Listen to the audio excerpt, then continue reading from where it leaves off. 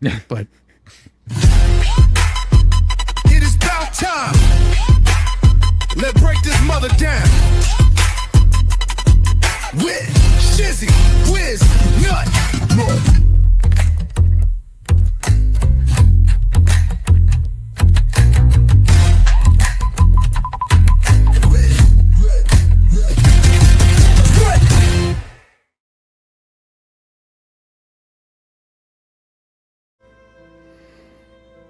Oh, dear Bubbles. Oh, Brucey boy. Where do we even start this time? Once again, you've managed to turn the legal world into your personal circus. And now you've dragged poor Michael Volpe into your comedy routine. I'm not sure if I should applaud your dedication to the bit or be concerned about how much free time you seem to have. Because you're so busy with your other clients. so busy.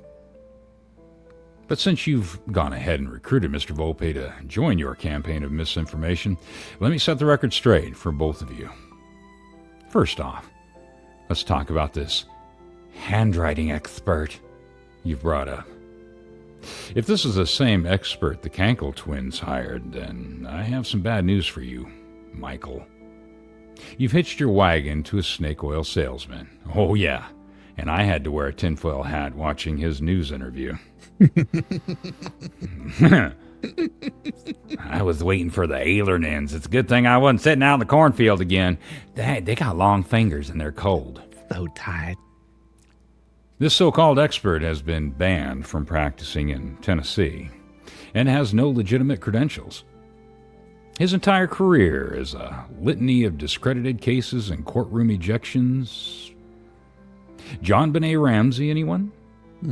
I went over this guy's resume in detail during a stream and debunked his claims thoroughly. And he's not just a bad expert. He's a professional embarrassment. Mm-hmm. This guy's uglier than a Pooh Picasso painting on a padded room cell. Yes, he's pretty bad. He was even gotten in trouble for, if I'm not mistaken, assault. Like, because somebody that he was landlord for, and he pulled a pew-pew on him and shot the ground in front of him. Mm-hmm. Well, he also, well, I can't remember how long, he was locked up. Oh, yeah, he spent, I think it was I can't 4 remember. years for that, something like that. I can't remember what it was. Maybe it was a few months, 4 months, maybe. It was something insane. Oh, but Brucey, here you are, parading him around as if he's the savior of your case. I guess you're grasping at straws. Even a soggy one looks like a lifeline. Oh, I guess when you're grasping at straws, even a soggy one looks like a lifeline. And Michael, if you're buying into this, and apparently he is, I'd suggest taking a long, hard look at the credentials this expert touts, assuming you can get past the self-congratulatory certificates he probably printed at home. We did. Now, on to the meat of the matter. Bruce's claim that Hales filed this lawsuit purely to generate YouTube content. This is classic projection if I've ever seen it. Brucey, you've been running a PR campaign alongside this case that would make a used car salesman blush. Between frivolous motions, endless defamatory statements, and now enlisting Volpe to peddle your narrative, it's clear you're the one trying to litigate in the court of public opinion. You're out here claiming that the Hales has no damages because his business is entirely online, as if defamation only counts when it happens in a brick-and-mortar store.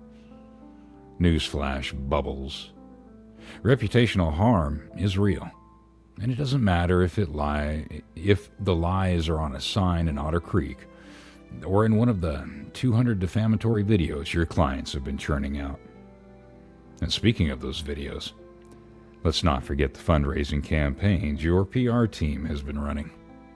Where's the transparency there, Bubbles? Is this another grift? Because if you're benefiting financially, you might want to check those pro hoc vice rules. Or at the very least, when you file with the court that you're saying that you're pro bono. Last I checked, attorneys aren't supposed to be compensated unless it's directly case-related and court-approved. Even if you're pro bono. Even if you're pro bono. And Michael, let's talk about your so-called insights in the case. You parrot Bruce's talking points like a kid reading off a cue card at a school play. But you conveniently leave out the fact that his clients have been actively defaming Hales and engaging in what looks suspiciously like a fundraising scam. Did Bubbles forget to mention that part? Or was that conveniently edited out in the name of jurisdictional? In the name, Jesus. In the name of journalistic integrity. Well, as for Bruce's claim that nobody saw the signs, that's a bold statement considering the broader smear campaign his clients have orchestrated. And it doesn't fucking matter, it's the fact that they were done. yeah. The signs were just one piece of the puzzle, and pretending they're the only issue is disingenuous as the rest of Bruce's arguments. The reality is that this case isn't about a few signs on a road street, or on a side street. It's about a coordinated effort to destroy Hale's reputation and livelihood for entertainment and profit. And then there's the matter of Bruce's MacGuffin nonsense. Yeah. Calling the signs, what's that? He tried that. Yeah, that sounds familiar now. I remember hearing something about that now. Yeah. Calling the signs a Hitchcockian prop is a cutaway to downplay their significance. But it doesn't hold up under scrutiny. Bruce, if the signs are so irrelevant, why have you and your clients spent so much time and energy trying to spin them into your narrative? Oh, that's right. Because without them, your flimsy house of cards collapses. Which it pretty much already has. The two biggest load-bearing walls have crumbled away, so those little struts aren't going to hold up much longer. Oh, I thought you said sluts. Sorry. Oh, was that a... Well, that wasn't a Struts. slip of Got my it. tongue. Sorry. Sorry. The barking seals in the wind. Let's not forget Brucey's attempt to paint Hales as uncooperative during depositions. Another convenient half-truth. What Bruce fails to mention is the frivolous nature of many of his questions, designed more to harass than to elicit meaningful answers. And I was going to bring that part up too, and I forgot to do that. And the fact that you got some shitbag who's sitting right across from you, and you have to stare in his gaping fucking maw. The same individual has stated that they're out to destroy you while they ask you questions, and people think that's not supposed to bother you? Yeah. Like I said before, depositions can get heated. Yes, they can. Yes, they can. But that's par for the course with Bubbles. Distract, deflect, and hope nobody notices the lack of substance in his case. And Michael, you might want to ask Bubbles why he's so keen to avoid addressing the actions of his PR team. Between their defamatory campaigns and fundraising efforts, there's enough material there for its own lawsuit. Oh, and let's not overlook the ethical concerns surrounding Bubbles' own conduct. From frivolous filings to reliance on discredited experts, he's practically begging for sanctions from the court. Oh, and those are coming. Those are coming. Imagine this was written back in, This was written January? a while ago. January, Yeah. I believe. So we already know the, and that's the other thing. Apparently these fucktards think that, because he's no longer, it's just not going to be. No. It's not just the sanctions, as what has been stated. Don't forget, you also have the contempt of court FTA. And that's a whole different bird in and of its own. Mm-hmm. And that comes with fines, too. And, if they wanted to, criminal charges. Yeah. In closing, Bubbles, your desperate attempts to control the narrative aren't fooling anyone. Even with the recent order denying the amended complaint, it doesn't mean Hales can't pursue separate claims. Which he's done since then. Mm-hmm. Your client's ongoing defamation and harassment are creating a growing list of liabilities, and it's only a matter of time before it all comes crashing down. So, Michael, if you're going to hitch your wagon to Bruce's train wreck. Excuse me. At least take the time to fact check his claims. Because right now, you're not just drinking the Kool-Aid. You're drowning in it. Warmest regards, fucktard. Shizzy Wiznut. Professional artard. Velcro shoe connoisseur. And still, your fucking daddy, Brucey. And like I said, then Michael wanted me to come join him. And this was my response to him. Oh, yeah. An open invite to chat with you and your buddy, Dick Luthman. How utterly tempting. I mean, who wouldn't want to sit down with a guy who's about as morally upright as a wet noodle, and another who likely has to butter himself up just to squeeze into his chair? Mom!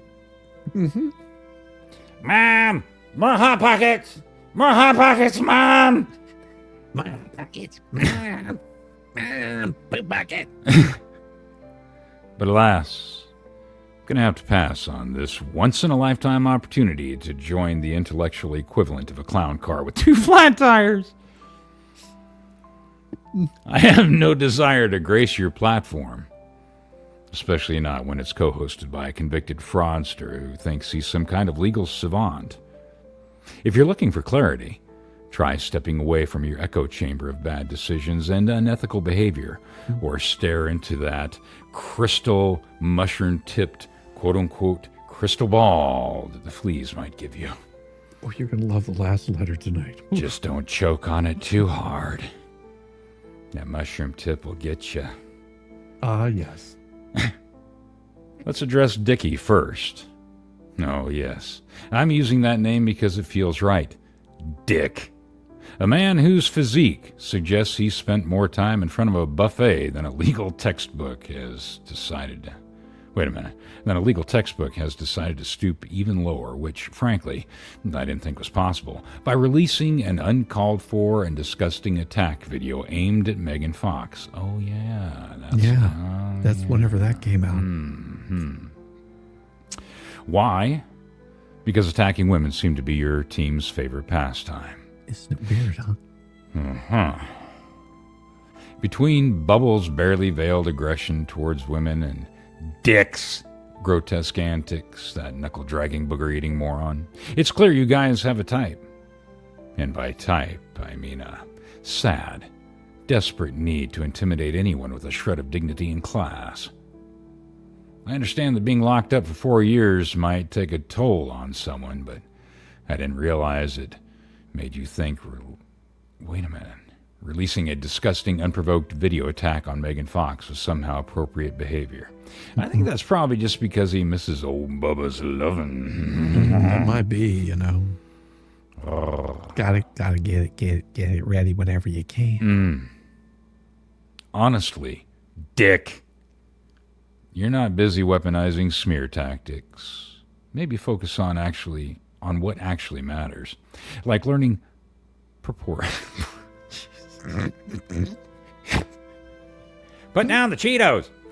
Like learning portion control or investing in a belt that can hold up against the sheer force of gravity.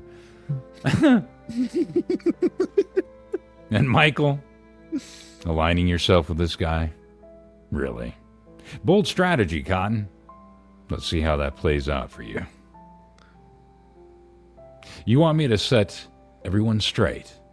Sure thing. Let's start with this.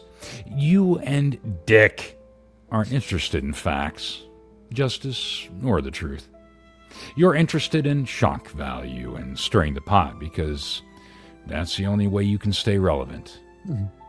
Dick might still be dreaming of his glory days, being ravaged by his roommate Bubba, before his conviction and afterwards, more than likely. But the rest of us haven't forgotten who he is.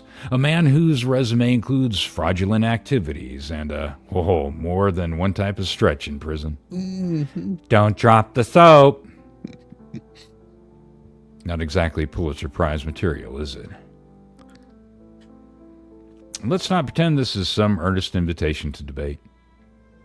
We all know this is just another one of your tired attempts to drag people into your cesspool of bad takes and worst ethics. Frankly, I have better things to do, like tying my Velcro shoes, or watching paint dry. No, it wouldn't matter because if the paint dried, then somebody would come and eat it. He'd just eat the chips. At least those activities are more productive than wasting my breath on two men who've turned obfuscation into an art form. Let's talk about your implications that we're somehow obligated to explain to you. This isn't school, and I'm not your fucking teacher. But I am your daddy. But I'm your daddy.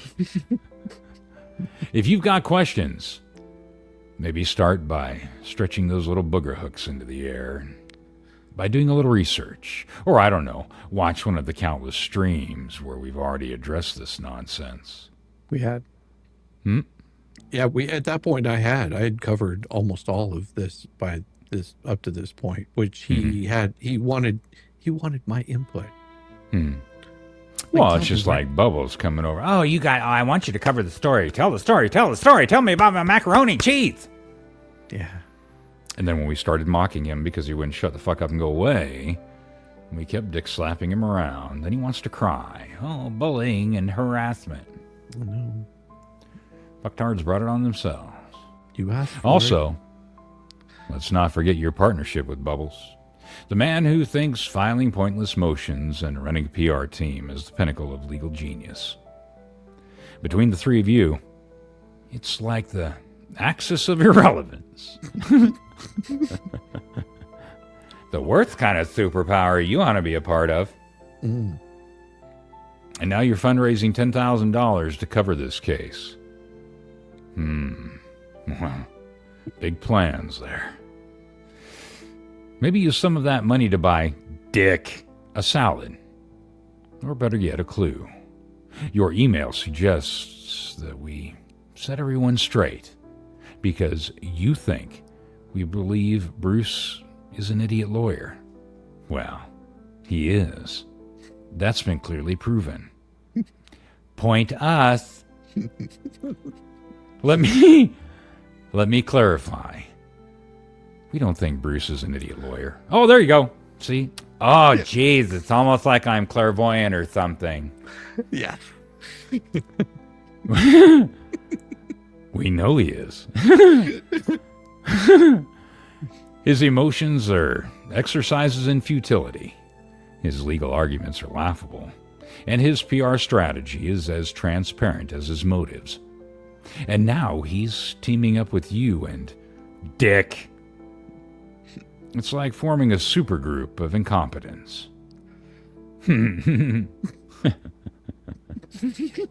Special twin powers activate. So, no, Michael. Yeah. I'm not going to join your little sideshow. You and Dick can have your echo chamber. Pat each other on the back. Give each other that fart box finger punch. Donut punch each other. Tickle each other's taint or pat their pumpernickel. Whatever you want to do. Pretend you're making waves. Meanwhile, the rest of us will be over here laughing at your expense. All the best! Shizzy Wiznut. Proud Velcro-wearing artard. Still somehow the adult in the room. And definitely not falling for your garbage. And as always, and forever, your fucking daddy. It is about time. Let's break this mother down. With Shizzy Wiznut.